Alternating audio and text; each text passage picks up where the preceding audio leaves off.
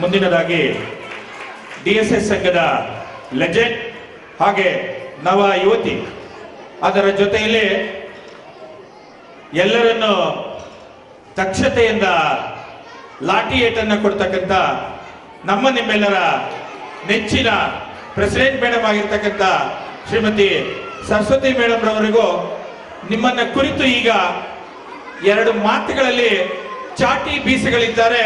ನೀವೆಲ್ಲರೂ ಹುಷಾರಾಗಿರಿ. ಅವರ ಮಾತುಗಳನ್ನ ನಿಧಾನದಿಂದ ಚಿತ್ತತೆಯಿಂದ ಆಲಿಸಿ. ಸೊ ಧನ್ಯವಾದಗಳು ಮ್ಯಾಮ್, ಥ್ಯಾಂಕ್ ಯು.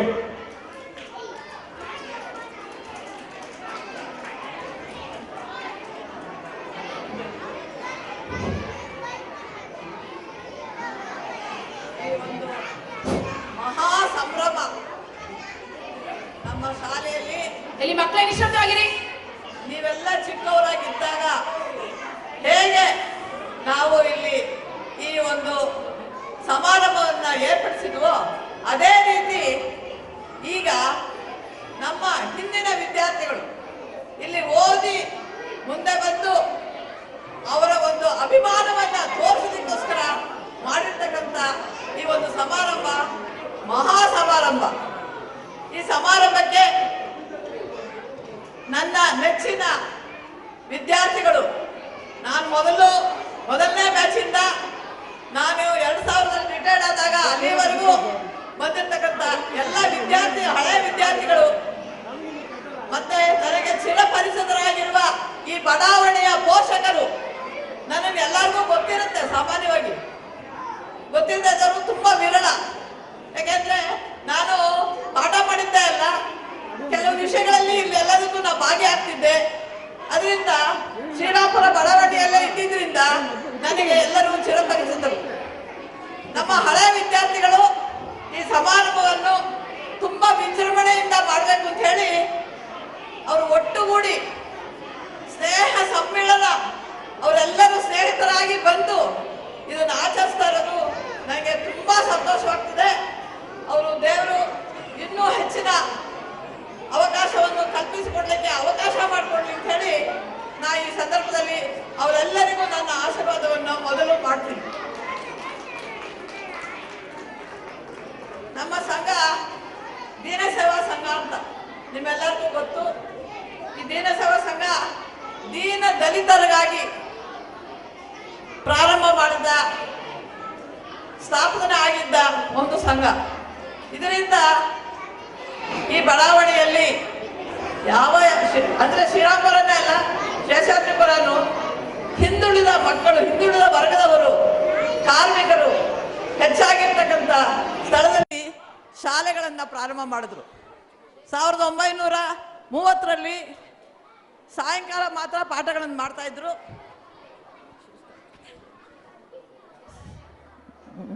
ಇಲ್ಲ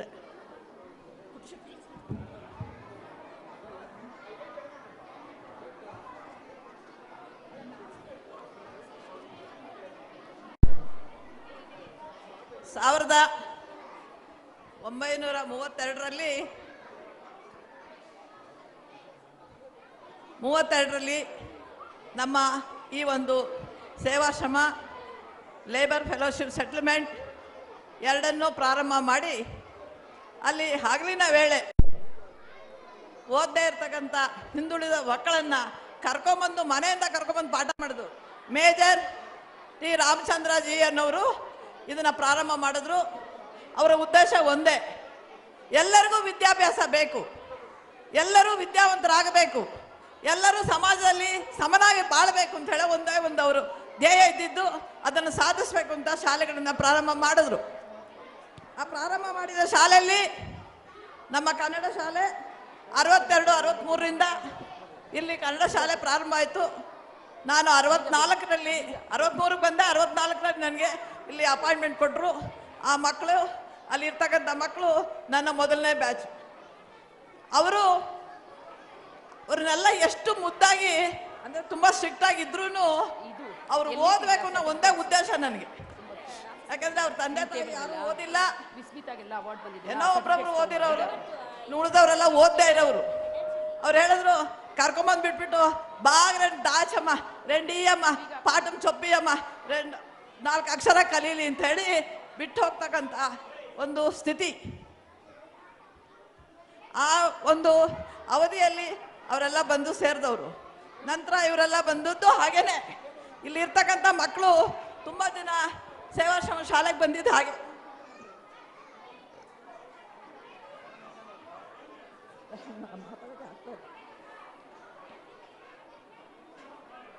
ನಮ್ಮ ಶಾಲೆಯಲ್ಲಿ ನಾನು ಬಂದಾಗ 150 ಮಕ್ಕಳಿದ್ರು.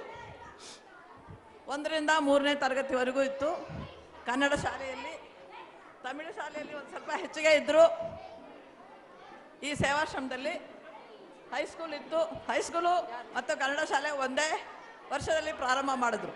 ಅಕ್ಕ, you can sit and talk. Sit and talk. Sit and talk. ನೀವು ಮಾತಾಡಿ. ಯು ಕ್ಯಾನ್ ಸಿಟ್ ಅವನು ಸ್ಟ್ರೈನ್ ಔಟ್ ಸರ್. ಸ್ಟ್ರೈನ್ ಆಗ್ತಾ ಇದೆ. ಬೇಡಕ್ಕ ಸ್ಟ್ರೈನ್. 500 ಮಕ್ಕಳ ತನಕ ಒಬ್ಬರೊಬ್ಬರನ್ನು ಕರ್ಕೊಂಬಂದು ಸೀಟೇ ಇಲ್ಲ ಅನ್ನೋ ರೀತಿಯಲ್ಲಿ ಈ ಶಾಲೆಯನ್ನು ಬೆಳೆಸಿದ್ದೀವಿ. ಆ ಬೆಳೆಸಿದ ಒಂದು ಹೇಳಿದ ಪಾಠ, ಹೇಳಿದ ತೋರಿದ ಮಾರ್ಗದರ್ಶನ, ಹೇಳಿದ ಒಂದು ವಾಕ್ಯಕ್ಕೆ ಈ ಮಕ್ಕಳು ವಿದ್ಯಾವಂತರಾಗಿ ಇವಾಗ ಅವರ ಕಾಲಲ್ಲಿ ನಿಂತು ಇನ್ನೊಬ್ಬರು ಕೆಲಸ ಕೊಡುವ ರೀತಿಯಲ್ಲಿ ಇದ್ದಾರೆ.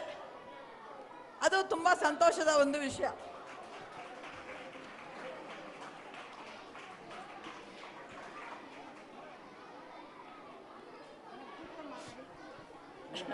ಕೆಲವರು ಅಂದರೆ ನಮಗೆ ಒಂದು ಸ್ವಲ್ಪ ಬುದ್ಧಿ ಬಂದ ಮೇಲೆ, ನಾವು ದುಡಿಯೋಕ್ಕೆ ಪ್ರಾರಂಭ ಆದ್ಮೇಲೆ ಸುಂದರವಾದ ಜಾಗವನ್ನು ಹುಡ್ಕೊಂಡು ಹೋಗ್ತಾರೆ. ಆ ಸುಂದರವಾದ ಜಾಗ ಅವ್ರಿಗೆ ಬೇಕು, ಅವ್ರು ಸಂತೋಷ ಪಡಬೇಕು ಅಂತ ಹೋಗ್ತಾರೆ. ಈ ಮಕ್ಕಳು ಅವರು ಬರ್ತಕ್ಕಂಥ ಜಾಗವನ್ನು ಸುಂದರವಾಗಿ ಮಾಡಬೇಕು ಅಂತ ಬಂದಿದ್ದಾರೆ. ಒಂದು ಚಪ್ಪಾಳೆ ಹಾಕಿ. ಈ ಮಕ್ಕಳು ಹಳೆ ವಿದ್ಯಾರ್ಥಿಗಳು ಈ ಜಾಗವನ್ನು ಸುಂದರವಾಗಿ ಮಾಡಬೇಕು ಅಂತ ಬಂದಿರೋದು. ಹಿಂದೆ ಹೇಗಿತ್ತೋ ಶಾಲೆ, ಹೇಗಿತ್ತೋ ಮಕ್ಕಳು, ಅದೇ ರೀತಿ ಬೆಳೆಸಬೇಕು ಅನ್ನೋದು ಅವರ ಉದ್ದೇಶ, ನನ್ನ ಉದ್ದೇಶ. ನನಗೇನು ಅಂತಂದರೆ, ಹಿಂದೆ ಸೇವಾಶ್ರಮದಲ್ಲಿ ಕನ್ನಡ ಮಾಧ್ಯಮ, ತಮಿಳು ಮಾಧ್ಯಮ, ಇಂಗ್ಲೀಷ್ ಮಾಧ್ಯಮ ಇತ್ತು. ಈಗ ಎಲ್ಲರೂ ಇಂಗ್ಲೀಷ್ ವ್ಯಾಮೋಹ ಜಾಸ್ತಿಯಾಗಿ ಇಂಗ್ಲೀಷೇ ಬೇಕು ಅಂಥೇಳಿ ನಾವು ಇಂಗ್ಲೀಷ್ ಮಾಧ್ಯಮವನ್ನು, ಇಂಗ್ಲೀಷ್ ಮೀಡಿಯಂ ಸ್ಕೂಲನ್ನು ಆರಂಭಿಸಿದ್ದೇವೆ. ನಮಗೇನು ಅಂತಂದರೆ, ನೀವು ಹೆಚ್ಚಿನ ಹಣ ಕಟ್ಟಿ 10 ಲಕ್ಷ, 5 ಲಕ್ಷ, 2 ಲಕ್ಷ, 3 ಲಕ್ಷ ಕಟ್ಟಿ ಬಿಷಪ್ ಕಾಟನ್ನು, ನ್ಯಾಷನಲ್ ಇಂಥದಕ್ಕೆಲ್ಲ ಸೇರಿಸೋದಕ್ಕಿಂತ ಈ ಶಾಲೆಯಲ್ಲಿ ಕಡಿಮೆ ವೆಚ್ಚದಲ್ಲಿ ನಿಮ್ಮ ಮಕ್ಕಳು ಹೆಚ್ಚಿನ ವಿದ್ಯಾವಂತರಾಗಬೇಕು ಅನ್ನೋದು ಉದ್ದೇಶ ಒಂದು ನಮಗೆ. ಅದರಿಂದ ಈ ಇಂಗ್ಲೀಷ್ ಮೀಡಿಯಂ ಪ್ರಾರಂಭ ಮಾಡಿರೋದು. ಅದಕ್ಕೊಂದು ಚಪ್ಪಾಳೆ ಹಾಕ್ತೀರಾ?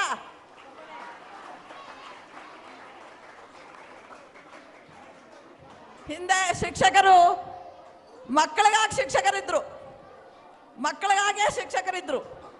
ಈಗ ಹಾಗಲ್ಲ, ಶಿಕ್ಷಕರಾಗಿ ಮಕ್ಕಳನ್ನು ಕರಿಬೇಕಾಗಿದೆ. ನಾನು ಒಂದೇ ಒಂದು ನಿಮಗೆ ಈ ದಿನ ಒಂದು ಪ್ರಾಮಿಸ್ ಮಾಡೋದು ಏನು ಅಂತಂದರೆ, ನಮ್ಮ ಶಾಲೆಯಲ್ಲಿ ಬೇರೆ ಶಾಲೆಗಳಲ್ಲಿ ಉತ್ತಮವಾದ ಶಾಲೆ, ಹೆಚ್ಚಿನ ಸಂಖ್ಯೆಯಲ್ಲಿ ಇರ್ತಕ್ಕಂಥ ಶಾಲೆಗೆ ಸಮನಾಗಿ ತರಬೇಕು ಅಂಥೇಳಿ ನಾವು ಒಂದು ದೊಡ್ಡ ಹೋರಾಟವನ್ನು ಕೈಗೆ ತಗೊಂಡಿದ್ದೀವಿ. ಸರ್ವತೋಮುಖವಾದ ಬೆಳವಣಿಗೆ, ಮಕ್ಕಳ ಸರ್ವತೋಮುಖವಾದ ಬೆಳವಣಿಗೆ, ಅದನ್ನು ಮಾಡಬೇಕು. ನಿಮ್ಮ ಪೋಷಕರಿಗೆ ಹೇಳ್ತಾ ಇದ್ದೀನಿ, ನಿಮ್ಮ ಮಕ್ಕಳನ್ನು ಸೇರಿಸಿ ನೀವು ಚರ್ಚಿಸಿ ಈ ಒಂದು ಶಾಲೆಯನ್ನು ಭದ್ರ ಮಾಡೋಣ. ಈ ಥರ ಒಂದು ಜಾಗ, ಈ ಥರ ಒಂದು ಕಟ್ಟಡ ಶ್ರೀರಾಮಪುರದಲ್ಲಿ ಎಲ್ಲೂ ಇಲ್ಲ. ಅದು ಒಪ್ಕೊಳ್ತೀರಾ? ಶ್ರೀರಾಮಪುರದಲ್ಲಿ ಎಲ್ಲೂ ಇಲ್ಲ. ಅದನ್ನು ನೀವು ಒಪ್ಕೋಬೇಕು. ಪಾಠನೂ ಅದೇ ರೀತಿ, ಸ್ಟ್ಯಾಂಡರ್ಡು ಅದೇ ರೀತಿ ತರಬೇಕು ಅಂತ ನನ್ನ ಒಂದು ಉದ್ದೇಶ.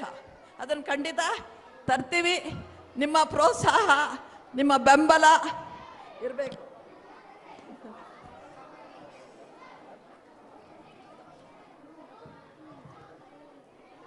ಹಳೆ ವಿದ್ಯಾರ್ಥಿಗಳ ಬಗ್ಗೆ ಒಂದೆರಡು ಮಾತು. ಅವರು ಓದಿದಾಗ ಮಕ್ಕಳ ಸಂಖ್ಯೆ ಹೇಗಿತ್ತು ಹೇಳ್ತೇನೆ. ಅವರು ಓದಿದಾಗ ಹೇಗಿತ್ತು ಈ ಶಾಲೆ, ಎಷ್ಟು ಮಕ್ಕಳಿದ್ರು, ನಂತರ ಏನಾಯಿತು, ಯಾಕಾಯಿತು ಅನ್ನೋದನ್ನು ಇವಾಗ ಹೇಳೋದು ಬೇಡ. ಇವಾಗ ಮತ್ತೆ ಹೊಸದಾಗಿ ಪ್ರಾರಂಭ ಮಾಡಿ ನಿಮ್ಮ ಮಕ್ಕಳ ಹೇಗೆ ಬೇಕು ನಿಮ್ಮ ಮಕ್ಕಳಿಗೆ ಆ ವಿದ್ಯಾಭ್ಯಾಸವನ್ನು ನಾವಿಲ್ಲಿ ಕೊಡ್ತೀವಿ ಅನ್ನೋ ಒಂದು ನಾನು ಇದನ್ನು ನಿಮಗೆ ಭರವಸೆಯನ್ನು ಕೊಡ್ತೀನಿ. ಬೇರೆ ಸ್ಕೂಲಲ್ಲಿ ಕೊಡ್ತಕ್ಕಂಥ ವಿದ್ಯಾಭ್ಯಾಸಕ್ಕಿಂತ, ಅವರ ಬೆಳವಣಿಗೆಗಿಂತ, ಅವರ ಏಳಿಗೆಗಾಗಿ ನಾವು ನಮ್ಮ ಶಾಲೆಯಲ್ಲಿ ಮಾಡ್ತೀವಿ ಅಂತ ಈ ದಿನ ನಾನು ನಿಮಗೆ ಭರವಸೆಯನ್ನು ಕೊಡ್ತಿದ್ದೀನಿ. ಪೋಷಕರು ದಯವಿಟ್ಟು ನಿಮ್ಮ ಮಕ್ಕಳನ್ನು ಕರ್ಕೊಂಬಂದು ನಮ್ಮ ಶಾಲೆಗೆ ಸೇರಿಸಿ. ನಾನಿದ್ದೀನಿ, ಜೀವಂತವಾಗಿರುವವರೆಗೂ ನಾನು ಈ ಒಂದು ಸಂಘಕ್ಕೆ ಕೆಲಸ ಮಾಡ್ತೀನಿ ಅಂತ ಹೇಳ್ತೀನಿ. ಮುಡಿಲ್ಲ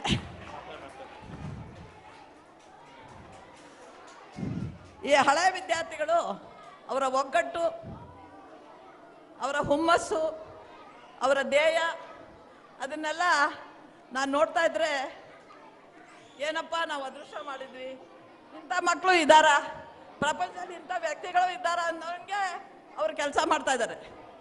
ಅವರಿಗೆ ಒಬ್ಬರೊಬ್ಬರ ಹೆಸರು ಹೇಳೋಕ್ಕಾಗಲ್ಲ, ತುಂಬ ಜನ ಇದ್ದಾರೆ. ನಾವು ಒಬ್ಬರ ಹೆಸರು ಹೇಳೋಕ್ಕಾಗಲ್ಲ. ಒಬ್ಬರ ಹೆಸರು ಹೇಳಿದ್ರೆ ಇನ್ನೊಬ್ಬರ ಹೆಸರು ಮರ್ತೋಗ್ತೀನಿ. ಹೆಸರು ಜ್ಞಾಪಕ ಇರಲ್ಲ, ಮುಖ ಮಾತ್ರ ಜ್ಞಾಪಕ ಇದೆ. ಆ ಚಿಕ್ಕ ಮಕ್ಕಳು ಓದ್ದಾಗಿರೋ ಮುಖನೇ ಜ್ಞಾಪಕ ಇದೆ ನನಗೆ, ಆದರೆ ಹೆಸರು ಒಂದು ಸ್ವಲ್ಪ ಬೇಗ ಬರಲ್ಲ. ಅದರಿಂದ ಹಳೆ ವಿದ್ಯಾರ್ಥಿಗಳು ನೀವು ಒಗ್ಗಟ್ಟಿನಿಂದ ಮಾಡ್ತಕ್ಕಂಥ ಕೆಲಸಕ್ಕೆ ನಾನು ತುಂಬ ಧನ್ಯವಾದಗಳನ್ನು ಹೇಳಿ ನಿಮಗೆ ಆಯುರ ಆರೋಗ್ಯ ಎಲ್ಲ ಕೊಡಲಿ ಅಂತ ಹೇಳಿ ದೇವ್ರ ಹತ್ರ ಬೇಡ್ಕೊಳ್ತಾ ಇದ್ದೀನಿ. ಆಗಲ್ಲ ಕಣೆ.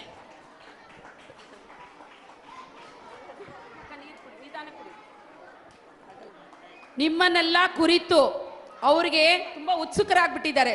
She is very much excited to see all the students. ಎಲ್ಲ ಏಜ್ ಆಗಿರೋರು ಇದ್ದಾರೆ. ಯಾಕಂದ್ರೆ ಇದು ತುಂಬಾ ಹಳೆ ಶಾಲೆ ಇರೋದ್ರಿಂದ ಅವರು ನಮಗೆ ತುಂಬಾ ಹಿರಿಯರು. ಅವರು ಈ ಶಾಲೆಯಲ್ಲಿ ಕನ್ನಡ ಮಾಧ್ಯಮದಲ್ಲಿ HM ಆಗಿ ಕೆಲಸ ಮಾಡಿ ಎಷ್ಟು ಮಕ್ಕಳನ್ನ ಬೆಳೆಸಿದ್ದಾರೆ ಅಂದ್ರೆ ಅಷ್ಟು ಮಕ್ಕಳು ಇವತ್ತು ಒಳ್ಳೊಳ್ಳೆ ವೃತ್ತಿಗೆ ಹೋಗಿದ್ದಾರೆ. ಅವ್ರಿಗೆ ಅದೆಲ್ಲ ಒಂಥರ ಸಂತೋಷ. ನಾವು ಇಷ್ಟು ಮಕ್ಕಳನ್ನ ಬೆಳೆಸಿದೀವಿ, ಈ ಶಾಲೆನ ನಾವು ಇಷ್ಟು ಬೆಳೆಸಿದೀವಿ ಅಂತ ಈ ಏಜಲ್ಲೂ ಬಂದು ನಾನು ಇನ್ನೂ ಬೆಳೆಸ್ತೀನಿ ಅನ್ನೋ ಛಲನ ತೊಟ್ಟಿದ್ದಾರೆ. ಅವರ ಭಾಷಣ ಮತ್ತು ಹುರಿ ತುಂಬಿಸಿದ ಹಿತವಚನಕ್ಕೆ ನಾನು ತುಂಬ ಹೃದಯದ ಧನ್ಯವಾದಗಳನ್ನ ಹೇಳ್ತಾ ಇದ್ದೀನಿ. ಈಗ ತಾನೇ ಆಗಮಿಸಿರುವ ನಮ್ಮ ಸುಬ್ರಹ್ಮಣಿ ಸಾರ್ಗೆ ತುಂಬ ಹೃದಯದ ಸ್ವಾಗತವನ್ನ ಕೋರ್ತಾ ಇದ್ದೀನಿ.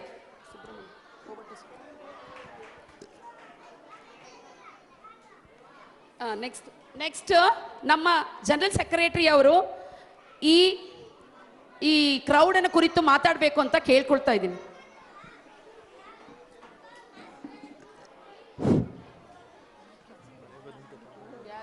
ಆಗಲ್ಲ ಸರ್, ಮಳೆ ಎಲ್ಲ ಬರಲ್ಲ. நான் அனைவருக்கும் என்னுடைய மாலை வணக்கத்தை தெரிவித்துக் கொள்கின்றேன். தமிழில் பேசலாமா? தமிழில் பேசலாமா? மகிழ்ச்சி மகிழ்ச்சி மகிழ்ச்சி. மேடையிலே எங்களை எல்லாம் வழி நடத்தி கொண்டிருக்கக்கூடிய என்னுடைய பிரசிடென்ட்டு அக்கா, நாங்களாம் அக்கான்னு தான் சொல்லுவோம், எங்களோட வயசில் பெரியவர் பிரசிடென்ட்டு அக்கா அவர்களே, மற்றும் இந்த பள்ளியினுடைய பொறுப்பாளர் சந்திரராவ் அவர்களே, இந்த தீன சேவா சங்கத்தினுடைய மேனேஜ்மெண்ட் கமிட்டியினுடைய மெம்பர்கள்லாம் வந்திருக்கிறாங்க. பழைய ஹெட்மாஸ்டர், அதாவது முன்னாள் ஹெட்மாஸ்டர் திருநாவுக்கரசு அவர்களே, அதே போன்று முன்னாள் தலைமை ஆசிரியை கனடா பிரைமரி ஸ்கூலுடைய தலைமை ஆசிரியர் அவர்களே, செல்வன் மற்றும் சுப்பிரமணி அவர்களே, மற்றும் இந்த பள்ளியினுடைய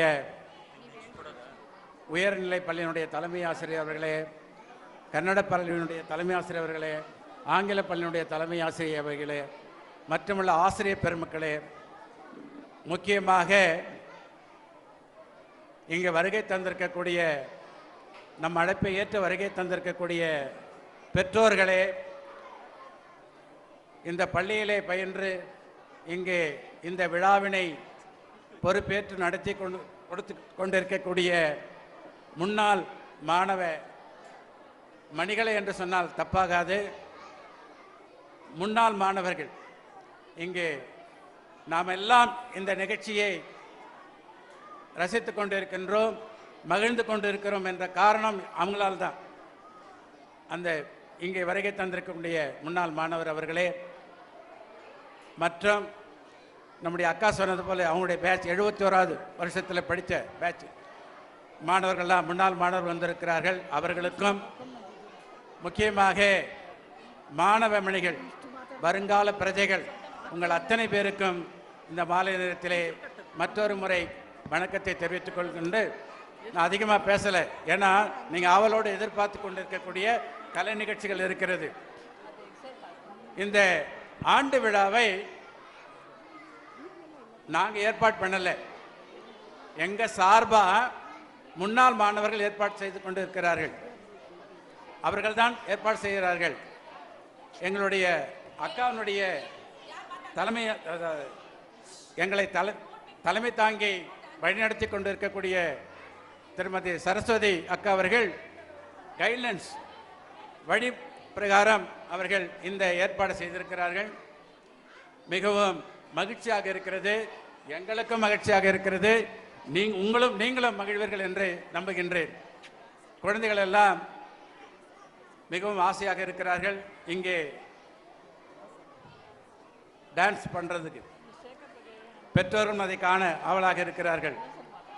சொல்ல வேண்டியதெல்லாம் முன்னாலே அக்கா கன்னடத்தில் சொன்னார்கள். இந்த பள்ளி ஆரம்பித்து எவ்வளோ நாள் ஆச்சு, என்ன செய்து கொண்டிருக்கிறோம் என்பதெல்லாம் சொல்லியிருக்கிறாங்க. இங்கே இந்த பள்ளிக்கூடம் ஆரம்பித்ததே அவங்க சொன்ன மாதிரி ஏழைகளுக்கு உதவ, அதுக்காக ஆரம்பிக்கப்பட்டது. 1930 சொன்னாங்க, அது உண்மை. இங்கேயும் செட்டில்மெண்ட் சேஷாபுரத்தில் ஆரம்பித்தாங்க. முதல்ல அவங்க ஆரம்பித்தது நைட்டு ஸ்கூல் என்று இராப்பள்ளி. மில்லில் வேலை செய்கிறவங்க அப்போ படிக்காதவங்க, அவங்கள கல்வி கற்றுக் கொடுப்பதற்காக, எழுத படிக்க கற்றுக் கொடுப்பதற்காக லேண்டின் விளக்குகளை எடுத்துக்கொண்டு இரவு நேரத்திலே பாடம் சொல்லிக் கொடுத்தார்கள். 1930 32 வரைக்கும். 32 டே ஸ்கூல் ஆச்சு, பகல் ஸ்கூல் ஆச்சு. முதல்ல பிரைமரி ஆரம்பித்தாங்க, முதல்ல தமிழுக்கு ஆரம்பித்தாங்க. அதே மாதிரி தமிழ், கன்னடா, தெலுங்கு ஆரம்பித்தாங்க. சேஷாபுரம் ஸ்கூலில் தெலுங்கும் இருந்தது. அதற்கப்புறம் 1958 ராஜாஜி நகரில் ஆரம்பித்தாங்க. மில்லு வேலை செய்யக்கூடிய குழந்தைங்களுக்காக அங்கே ராஜாஜி நகர் குவார்ட்டர்ஸ் இருந்தது, மில் குவார்ட்டர்ஸு, அதுக்காக ஆரம்பித்தாங்க. அப்படி வளர்ந்தது தான் இந்த சங்கம். ஒரு நேரத்தில் இந்த சேவாசிரமத்தில் 5000 குழந்தைகள் படித்தார்கள். வகுப்பறைக்கு போனால் இடமே இருக்காது, வெளியே உட்காந்துட்டு இருப்பாங்க. எங்கள் பையனை சேர்த்துக்குங்க, கொஞ்சம் உட்கார வைங்க, இடம் இல்லைன்னா கூட பரவாயில்ல, வெளியே உட்காரட்டும் அப்படின்னு சொன்னார். பள்ளிக்கூடம் இது அப்படி இருந்தது. காலங்கள் மாறிக்கொண்டிருக்கும் பொழுது என்ன ஆனது என்றால், அனைவருக்கும் நம்முடைய குழந்தைகள் ஆங்கிலத்தில் படிக்க வேண்டும் என்ற ஒரு ஆசை, விருப்பம் ஏற்பட்டு சிறிது சிறிதாக குறைந்து சென்று தமிழ் பள்ளிக்கூடமே மூட வேண்டிய சூழ்நிலை ஏற்பட்டது. கன்னடத்திற்கும் அவ்வாறே தான் இருக்கிறது, குறைவாக இருக்கிறார்கள் இப்பொழுது. அக்கா சொன்னது போல 1000 பசங்க படிச்சிருந்தாங்க கன்னடா ஸ்கூலில், இன்றைக்கி 150 160 பசங்க தான் படிக்கிறாங்க. ஆனால் தாய்மொழியில் படிக்கிறது நல்லது. இவங்க இப்போ முன்னாள் மாணவர் சொன்னேன் இல்லையா, அத்தனை பேரும் தாய்மொழியில் படித்து தான் வந்திருக்காங்க, நல்ல நிலைமையில் இருக்கிறாங்க, இல்லைன்னு சொல்ல முடியாது. ஆனால் இப்போ நம்ம காம்படிட் பண்ண வேண்டிய சூழ்நிலை இருப்பதனால ஆங்கிலத்தில் படிக்கணும், பின்னால் நம்ம குழந்தைங்களெல்லாம் டாக்டர் ஆகணும், இன்ஜினியர் ஆகணும், பெரிய பதவியில் வகிக்கணும் அப்படின்னு பெற்றோர்கள் ஆசைப்படுவதிலே தவறு எதுவும் இல்லை. அதனால தான் நாங்கள் என்ன செய்தோம், நாம் ஏன் ஆரம்பிக்கக்கூடாதுன்னு நினச்சி மேனேஜ்மெண்ட் கமிட்டி ஒரு முடிவுக்கு வந்து 3 வருடங்களுக்கு முன்னாக நாங்கள் ஆரம்பித்தோம். முதலில் சிறார் பள்ளி நர்சரி ஆரம்பித்தோம், அதற்கு அனுமதி வந்தது. அதற்கப்புறம் இப்பொழுது பிரைமரி ஸ்கூல் என்று சொல்லப்படக்கூடிய 1 முதல் 8 வரை உள்ள பள்ளிக்கும் நாங்கள் பர்மிஷன் வாங்கியிருக்கிறோம். இப்போ பர்மிஷன் கிடைச்சிருக்குது, ரெகக்னிஷன் கிடைச்சிருக்கு. ஸோ காரணம் என்னென்னா, நம்முடைய பக்கத்தில் இருக்கக்கூடிய ஜனங்களுக்கு குறைவான ஃபீஸ் என்று சொல்லப்படக்கூடியதுக்கு நாங்கள் சொல்லிக் கொடுக்கணும்னு ஆசைப்பட்டோம். அக்கா சொன்னது போல் பெரிய பெரிய ஸ்கூலுக்கு லட்சம் கணக்கில் கொடுத்து இங்கே இருக்கிற பசங்களாம் படிக்க வைக்க முடியாது. நம்ம குறைவான பணத்தில் நம்ம குழந்தைங்களுக்கு ஆங்கிலத்தில் சொல்லிக் கொடுக்கலான்னு சொல்லிட்டு மிக சிறப்பான ஆசிரியர்களை நாங்கள் இங்கே அப்பாயின்மெண்ட் பண்ணியிருக்கிறோம். நம்ம குழந்தைகள் அத்தனை பேரும் ரொம்ப திறமைசாலிகள். நம்முடைய பேரண்ட்ஸ் எல்லாம் அறிவு சார்ந்த பெற்றோர்கள் நம்முடைய பள்ளிக்கு அனுப்பிச்சிருக்கிறாங்க. யாரும் எதுலையும் குறைவு கிடையாது. இப்பொழுது உங்களுக்கு முன்னாலே டான்ஸ் ஆட இருக்கிறாங்க, கலை நிகழ்ச்சிகள் இருக்கிறது. எல்லா குழந்தைகளுக்கும் எல்லா விதத்திலையும் அறிவை புகட்ட வேண்டும் என்று ஆசிரியர்கள் விரும்பினார்கள். எல்லாவற்றிலும் பாடங்கள் மட்டுமல்ல, மற்ற விளையாட்டுகளிலும் பேச்சு போட்டிகளிலும் இலக்கிய மன்றத்திலும் வாயிலாக மக்களுக்கு வேண்டிய போதனைகளை இங்கு செய்து கொடுக்கிறார்கள். அப்பேற்பட்ட ஆசிரியர்கள் எங்களிடம் இருக்கிறார்கள். அதை நான் பெருமையாக சொல்லிக் கொள்கின்றேன். அக்கா சொன்னது போல இந்த வருஷம் எஸ்எஸ்எல்சியில் நல்ல மார்க் வாங்கணும்னு உழைச்சி கொண்டு இருக்கிறார்கள் ஹைஸ்கூலில். உண்மை என்ன, ஒரே ஒரு குறைச்சல் என்னென்னா, ஸ்பெஷல் கிளாஸ் வைக்கிறோன்னா பேரண்ட்ஸுங்க கொஞ்சம் கவனிக்கணும். வீட்டில் வர்றதில்லை. இன்றைக்கி வந்தால் நாளைக்கு நின்றுதான். 10ஆம் வகுப்பு குழந்தைகள் இருக்கிறவங்கள வாங்கன்னு சொன்னால், ஸ்பெஷல் கிளாஸ் இருக்க சொல்லிக் கொடுக்கலான்னு சொன்னால் 10 பேர் 15 பேர் வராங்க, மற்றவங்க வர்றதில்லை. அவங்களும் முயற்சி பண்ணிகிட்டு இருக்கிறாங்க. அனைவரையும் பாஸ் பண்ண வைக்கணும்னு முயற்சி பண்ணிகிட்டு இருக்கிறாங்க. இந்த வருஷம் கண்டிப்பாக கொண்டுட்டு வரோம், இன்னும் 100% பாஸ் பண்ண வைக்கிறோன்று ஒரு சேலஞ்ச் பண்ணிட்டு இருக்காங்க. இப்போ அதுக்காக பெற்றோரிடத்தில் நான் கேட்டுக்கொள்வது என்னவென்றால், உங்கள் குழந்தைகளை பள்ளிக்கு தவறாமல் அனுப்புங்கள் என்று கேட்டுக்கொண்டு, இன்னும் நிறைய பேசிகிட்டே இருக்கலாம், நேரம் குறைவாக இருக்கிறது, குழந்தைங்கள்லாம் காத்துட்டு இருக்கிறாங்க. அதனால் உங்கள் அத்தனை பேருக்கும் இத்துடன் என்னுடைய உரையை முடித்துக்கொண்டு எனக்கு பேச வாய்ப்பளித்த அத்தனை பேருக்கு நன்றி சொல்லி முடிக்கிறேன். நன்றி, வணக்கம். ನಾನು ತುಂಬಾ ಮಾತಾಡಬೇಕು ಅಂತ ಅನ್ಕೊಂಡೆ, ಮಾತಾಡ್ಲಿಕ್ಕೆ ಆಗ್ಲಿಲ್ಲ. ಯಾಕೆ ಅಂತಂದ್ರೆ ನಿಮ್ಮನ್ನೆಲ್ಲ ನೋಡಿ ಆ ಸಂತೋಷದಲ್ಲೋ ಏನೋ ಗೊತ್ತಿಲ್ಲ, ಮಾತೇ ಬರ್ತಾ ಇಲ್ಲ. ನಿಮ್ಮ ನೋಡಿ ಸಂತೋಷ, ಅದಕ್ಕೆ ಒಂದಿನ ಬೇರೆ ಇಟ್ಕೋಬೇಕಾಗಿತ್ತೇನೋ ಅನ್ಸುತ್ತೆ ಇವಾಗ. ಅಂದ್ರೆ ನೀವೇ ಮಾಡಿರ್ತಕ್ಕಂಥ ಸಮಾರಂಭಕ್ಕೆ ನೀವೇ ಇಲ್ಲ ಅಂದ್ರೆ ಏನ್ ಮಾಡೋದು? ನೀವೇ ಇದನ್ನೆಲ್ಲ ಮಾಡಿದ್ದೀರಾ. ನಾನು ಒಂದೇ ಒಂದು ಪೋಷಕ ವರ್ಗದವರಿಗೆ ವಿನಂತಿ ಕೊಡೋದು ಏನಂದ್ರೆ, ಮುಂದೆ ಸೇವಾಶ್ರಮ ಹೇಗಿತ್ತು ಅದಕ್ಕಿಂತ ಉತ್ತಮವಾದ ಶಿಕ್ಷಣವನ್ನು ಕೊಟ್ಟು ಮಕ್ಕಳ ಬೆಳವಣಿಗೆಗೆ ಎಲ್ಲ ರೀತಿಯ ಸಹಾಯ ನಾವು ಮಾಡ್ತೀವಿ. ಕಡಿಮೆ ವೆಚ್ಚದಲ್ಲಿ, ಕಡಿಮೆ ಫೀಸ್ನಲ್ಲಿ ನಾವು ಉತ್ತಮವಾದ ಶಿಕ್ಷಣವನ್ನು ಕೊಡ್ತೀವಿ ಅಂತ ನಿಮಗೆ ಪ್ರಾಮಿಸ್ ಮಾಡಿ, ಮುಂದೆ ಸೇವಾಶ್ರಮಕ್ಕೆ ತಮ್ಮ ಮಕ್ಕಳನ್ನ, ಮೊಮ್ಮಕ್ಕಳನ್ನ, ಅಕ್ಕಪಕ್ಕದವರನ್ನ, ಸ್ನೇಹಿತರನ್ನ, ಎಲ್ಲರ ಮಕ್ಕಳನ್ನು ಇಲ್ಲೇ ಸೇರಿಸ್ಬೇಕು ಅಂತ ಹೇಳಿ, ಏನಾದ್ರು ತಪ್ಪಾದ್ರೆ ನನ್ನನ್ನು ಕೇಳಿ. ನಾನು ಇಲ್ಲ ಅಂದ್ರೆ ಇನ್ನೊಬ್ರು ಇರ್ತಾರೆ, ಇನ್ನೊಬ್ರು ಇಲ್ಲ ಅಂದ್ರೆ ಇನ್ನೊಬ್ರು ಇರ್ತಾರೆ, ಕೇಳಿ ಅವ್ರು ಮಾಡೇ ಮಾಡ್ತಾರೆ. ಆ ಭರವಸೆಯನ್ನು ಕೊಡ್ತೀನಿ. ದಯವಿಟ್ಟು ಮುಂದಿನ ವರ್ಷದಲ್ಲಿ ಹಿಂದೆ ಸೇವಾಶ್ರಮ ಹೇಗಿತ್ತು ಅಷ್ಟು ಮಕ್ಕಳನ್ನ ಇಲ್ಲೇ ಸೇರಿಸ್ಬೇಕು ಅಂತ ತಮ್ಮಲ್ಲಿ ವಿನಂತಿಸ್ಕೊಳ್ತೇನೆ. ಕನ್ನಡ ಮೀಡಿಯಮ್ಮು ಓದಿದ್ರೆ ಕೆಲಸ ಸಿಗಲ್ಲ ಅಂತ ಹೇಳಬೇಡಿ. ಕನ್ನಡ ಮೀಡಿಯಂ ಓದಿದ್ರೆ ಮಾತ್ರ ಸರ್ಕಾರಿ ಕೆಲಸ. ಕನ್ನಡ ಮೀಡಿಯಮಲ್ಲಿ ಯಾರು ಓದ್ತಾರೋ, ಕನ್ನಡ ಮೀಡಿಯಮಲ್ಲಿ ಯಾರು ಬರೀತಾರೋ ಅವ್ರಿಗೆ ಸರ್ಕಾರಿ ಕೆಲಸ ಖಂಡಿತ ಸಿಗುತ್ತೆ. ಅದರಿಂದ ಸಿಗಲ್ಲ, ನಾ ಇಂಗ್ಲೀಷ್ ಮೀಡಿಯಮಲ್ಲೇ ಓದಬೇಕು ಅನ್ನೋದು ತಪ್ಪು ಅಭಿಪ್ರಾಯ. ಇಂಗ್ಲೀಷ್ ಜ್ಞಾನ ಯಾಕೆ ಬೇಕು? ಬೇರೆ ರಾಜ್ಯಕ್ಕೆ ಹೋದಾಗ, ಬೇರೆ ದೇಶಕ್ಕೆ ಹೋದಾಗ ಬೇಕಾಗುತ್ತೆ. ಅದಕ್ಕೆ ಓದಿ. ಹೆಚ್ಚಿಗೆ ಓದೋರು ಇಂಗ್ಲೀಷ್ ಬೇಕು. ಇವಾಗೆಲ್ಲ ಕನ್ನಡ ಮೀಡಿಯಮಲ್ಲಿ ಓದಿ ಇಂಗ್ಲೀಷ್, ಅವರು ಮಾತಾಡೋ ಇಂಗ್ಲೀಷು ಸ್ಟ್ಯಾಂಡರ್ಡು, ಇವರೆಲ್ಲ ಮಾತಾಡೋ ಇಂಗ್ಲೀಷ್ ಸ್ಟ್ಯಾಂಡರ್ಡ್ ಯಾರ ಹತ್ರನೂ ಇಲ್ಲ. ಅಷ್ಟು ಸ್ಟ್ಯಾಂಡರ್ಡ್ ಆಗಿ ಅವರು ಮುಂದೆ ಬಂದಿದ್ದಾರೆ. ನಿಮ್ಮ ಮಕ್ಕಳು ಬರ್ತಾರೆ. ದಯವಿಟ್ಟು ನಿಮ್ಮ ಮಕ್ಕಳನ್ನ ನಮ್ಮ ಶಾಲೆಗೆ ಸೇರಿಸಿ ಅಂತ ಹೇಳಿ ಕೇಳ್ಕೊಂಡು ನನ್ನ ಮಾತನ್ನು ಮುಗಿಸ್ತೀನಿ. ಇಲ್ಲಿವರೆಗೂ ಅಮ್ಮ ಅವರ ಹಿತನುಡಿಗಳನ್ನು ಕೇಳಿದ್ರಿ. ಹಾಗೆ ಪೂಜ್ಯ ಕಾರ್ಯದರ್ಶಿಗಳಾಗಿರ್ತಕ್ಕಂಥ ಶ್ರೀಯುತ ಪೆರ್ಮಾಳ್ ಸರ್ ಅವರು ನಿಮಗೆಲ್ಲರಿಗೂ ಹಿತನುಡಿಗಳನ್ನು ನುಡಿದು ಹಾಗೂ ಆಶೀರ್ವಚನಗಳನ್ನು ನೀಡಿದ್ದಾರೆ. ಸೊ ಅವರಿಗೆ ನಿಮ್ಮೆಲ್ಲರ ಪರವಾಗಿ ಧನ್ಯವಾದಗಳನ್ನು ಅರ್ಪಿಸುತ್ತೇವೆ.